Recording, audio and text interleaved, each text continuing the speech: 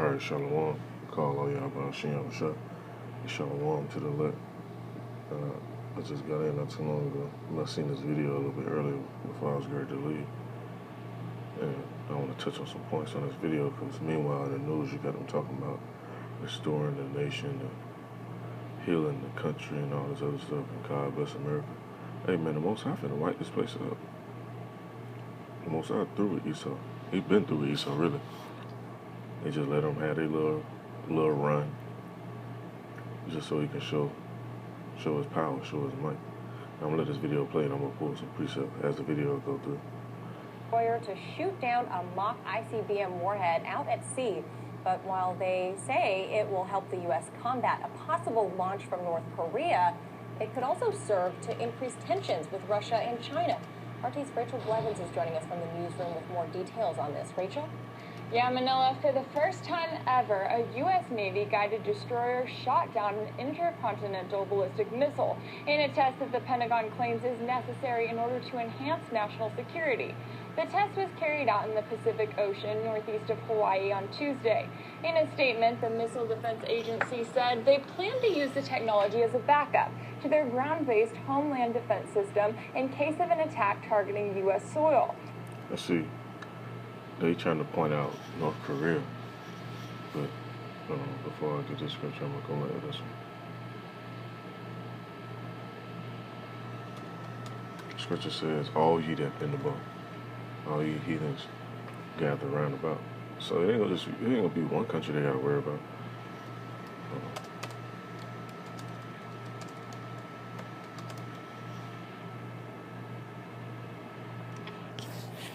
It ain't just North Korea they gotta worry about. It ain't just Iran they gotta worry about. And whatever other country they deem to be a threat. Most I gonna put the spirit on all these nations, man. Because he the one that's really in control ultimately. That's in the book of Jeremiah chapter 50.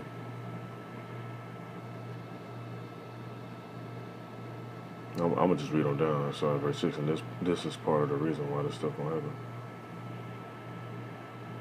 But I'm going to start at verse 4, then I'll read down. It says, "In those days and in that time, saith the Lord Yahweh, the children of Israel shall come, they and the children of Judah together, going and weeping. They shall go and seek the Lord Yahweh." And when I can make these videos, send up prayers or light incense or whatever, and actually be crying out to the Most High to go ahead and do what He's going to do. That's part of this scripture right there. Now it says, "They shall ask the way to Zion with their faces thitherward," which when you pray, facing the east, it says, saying, "Come and let us join ourselves to the Lord Yahweh in a perpetual covenant that should not be forgotten." Verse 6 it said, "My people have been lost sheep." And when you see a lot of people, man, they lost, don't know what's going on. Anything Esau tell them, they believe that shit, that the Most High raised certain men up and put the spirit on them to tell them certain information. They look at you like, nigga, who you supposed to be? Now it says, "The shepherds have caused them to go astray. They have turned them away on the mountains. They have gone from mountain to hill. They have forgotten their resting place." And a lot of people, they always talk about, we gotta go back to Africa. They don't remember, or do they know where we really come from? We don't come from the land of Ham or Cush. Because before it was called Africa, it was called something else. And that's just one basic thing that people, they can't even get over. The land of Canaan. Mitzrayim. They don't know about that stuff. They forgotten their resting place. It says in verse 7, "All that found them have devoured them." And who is this talking about? If our people ain't the people that these scriptures speaking of, who else got devoured on this earth? You look at Latinos. You go from all the way down from Cuba to Puerto Rico to Venezuela, Peru, Paraguay, Panama, Chile, Belize, Colombia, Nicaragua, all these different little areas. The Indians that was over here got devoured. Our people got bought over on them boats and got devoured. So if it ain't them, then who else it is? It said, "And their adversary said, we offend not, because they have sinned against the Lord Yahweh." And that's what they say. They send up these little prayers. They had their witches and their warlocks. They light their incense too and send up prayers and be like, look at what they doing. They ain't keeping the commandments like they supposed to be, because they know we supposed to be keeping certain commandments. That's why they push out all this stuff on us. so we can do the exact opposite. It says the habitation of justice, even the Lord, the hope of their fathers, remove out of the midst of Babylon and go forth out of the land of the Chaldeans, and be as thee, he goats before the flocks. It says, for lo, I will raise and cause to come up against Babylon the assembly of great nations from the north country, and they shall set themselves in array against her. From thence she shall be taken. Their arrow shall be as a mighty expert man, or be as of a mighty expert man. None shall return in vain. And that's what they're talking about right here. Let me run this back. Down an intercontinental ballistic missile in a test that the Pentagon claims is necessary in order to enhance national security. The test was carried out in the Pacific Ocean. It ain't no Ocean. coincidence right now in these times that when you look at the news, you hear a lot of talk about the RFID chip, which is the mark of the beast. It ain't nothing else. And like I said in previous videos, if you take it, you ain't gonna make it, because not taking that chip is your ticket out of here if you deem to be one of the elect. And ultimately, the elect not gonna take that chip any fucking way. Esau ain't gonna be able to fool certain people with this RFID chip talking about you need it and we gotta track you and that's how you gonna spend your money. It's gonna help monitor your health and whatever other bullshit they come up with. Let me read on some more. It says in verse 10, it says, and Chaldea shall be a spoil. All that spoil her shall be satisfied, said the Lord Yahweh. And these heathen, they're gonna be satisfied, but what they're gonna be dissatisfied at, because you have these top nations, they think they're going to be next to rule the world. No, it ain't going down like that. Now, verse 11, it says, because you were glad, because you rejoice, O you destroyers of my heritage, because you are grown fat as the heifer at grass, and billow as bulls. Your mother shall be sore confounded. She that bare you shall be ashamed. Behold, the innermost of the nations shall be a wilderness, a dry land, and a desert. It said, because of the wrath of the Lord Yahweh should not be inhabited. It shall be wholly desolate. Everyone that goeth by Babylon shall be astonished and hiss at all the plagues. The people gonna see this place, because the world not gonna end. Yeah, people talking about, it's the end of the world. The world, Esau world ended. This whole planet not going nowhere. So people gonna be able to see the judgment on this place, and they're gonna be, damn, that was America over there. And they're gonna see that. That's what they're talking about in verse 13. Now, verse 14 said, put yourselves in array against Babylon round about, all ye that bend the bow, shoot at her, spare no arrows, for she has sinned against the Lord Yahweh. And that's why they talking about this, these UN troops and all this other little stuff. Man, they know what's happening. They ain't buying no bunkers and trying to go underground and build underground hotels and underground cities and shit for no reason. Or go up into space and build space hotels for no reason. Because they know the magnitude of these ICBMs. I'm gonna let this play some more. I'm gonna pull some more presets. Northeast of Hawaii on Tuesday. In a statement, the Missile Defense Agency said they plan to use the technology as a backup to their ground-based Homeland Defense System in case of an attack targeting U.S. soil. The agency went on to note that the flight test satisfies a congressional mandate to evaluate the feasibility of the destroyer's ability to defeat an ICBM threat before the end of 2020. Now, that order comes as the U.S. prepares for possible nuclear conflicts with Russia, China, Iran, and North Korea. But while President Trump has had his share of historic moments with Kim Jong-un, Joe Biden is promising a very different approach. They said, why are you moving your missile defense up so close? Why are you moving more forces here? Why are you continuing to do military maneuvers with South Korea? I said, because North Korea is a problem, and we're going to continue to do it so we can control them. What has he done? He's legitimized North Korea. He's talked about his good buddy, who's a thug, and he talks about how we're better off. I was looking at this earlier, and I was laughing at that word. Let's go into the word thug.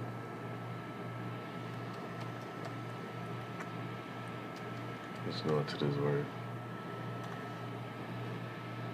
Let's see who fit this word right here the best. Let's say thug is a term for a violent, lawless person, especially a man. The word was originally used in the 1800s as a name of members of a group of men in India said to be professional criminals and murderers. Now, who the fuck do that the most on earth?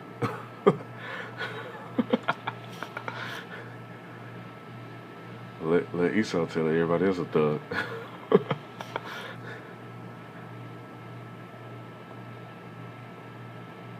We're going to advertise. Let me skip past this.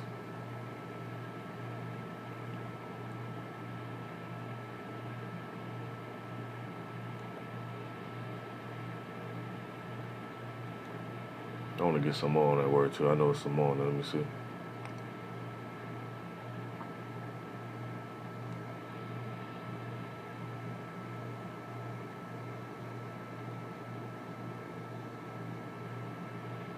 And it's all these Edomites' characteristics, man.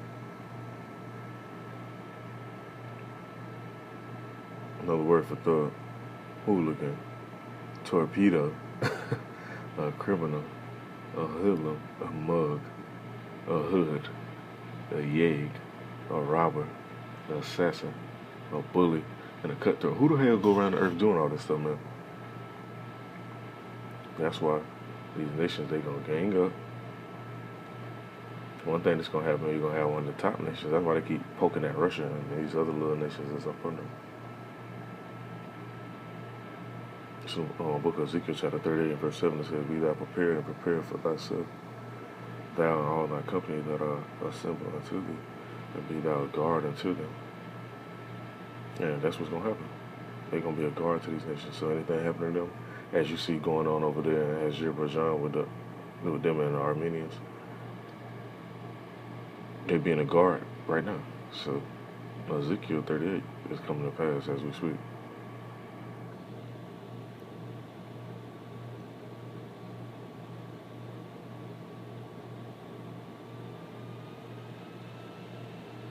Yeah, hold on, let me see if we can get some more of this.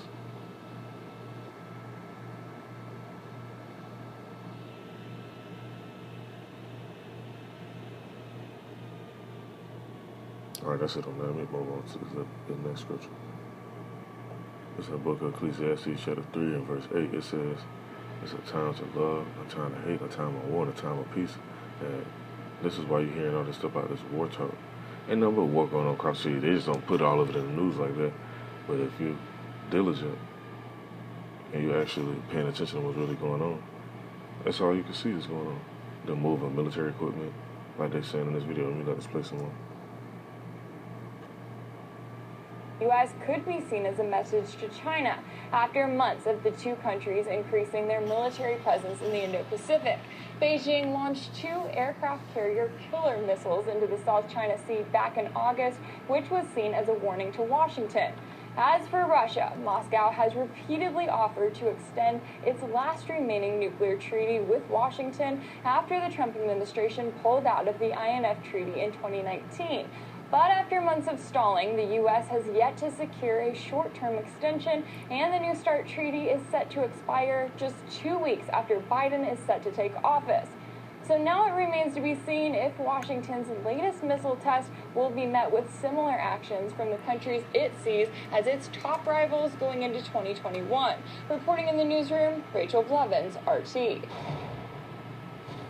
Now, this U.S. Navy missile test has many defense experts worried that a new arms race is in the offing. Now, the important arms treaties are just set to expire just after the new year. A new op-ed on RT.com discusses just that. The writer says this proves that Moscow's concerns were valid. Scott Ritter is a former U.S. Marine Corps intel officer as well as a UN weapons inspector, just to name a few titles to his credit. He's joining us now. So, Scott, can you please tell us a little bit about this new missile, the Aegis SM-3, and a little bit about this testing over in the South Pacific?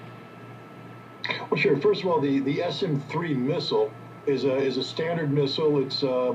It's standard equipment on every Aegis class missile ship, whether a destroyer or cruiser in the United States Navy. Its primary mission, at least in the early versions, is to shoot down enemy aircraft and also incoming cruise missiles and short range and intermediate range missiles.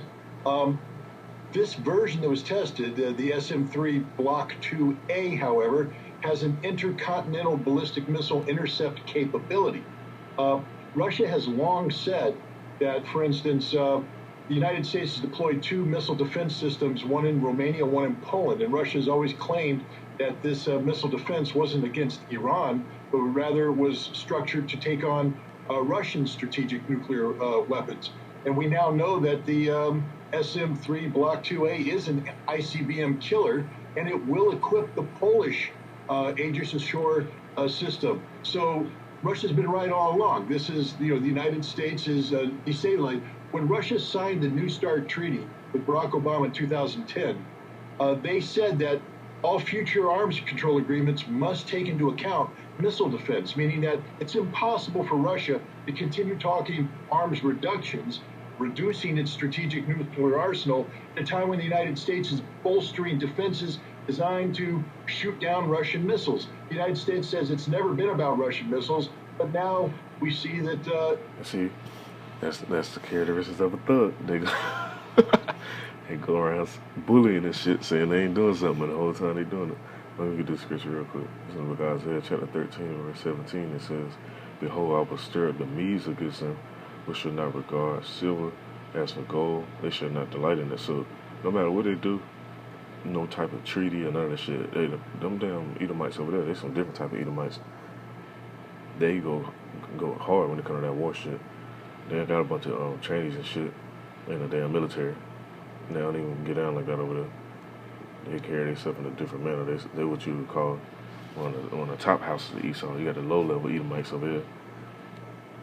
Let me go to another scripture real quick. It's in the book of Jeremiah, chapter 50, and verse 3.